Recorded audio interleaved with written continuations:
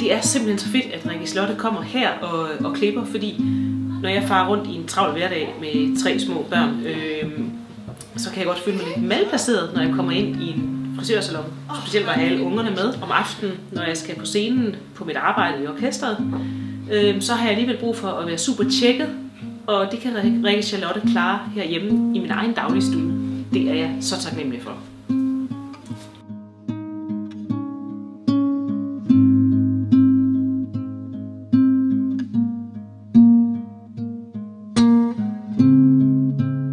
I en travl hverdag med unger, der går til spil og fodbold og musik på alle mulige måder, der er det rigtig svært at få deadlines passet ind kl. 14.30 hos frisøren. Det er ikke nemt. Når Rikke Charlotte kommer her, så kan vi super nemt være fleksible, og vi kan lave vores forskellige aktiviteter, når det passer os. Og Rikke Charlotte, hun tager bare den ene unge efter den anden, præcis som det kommer.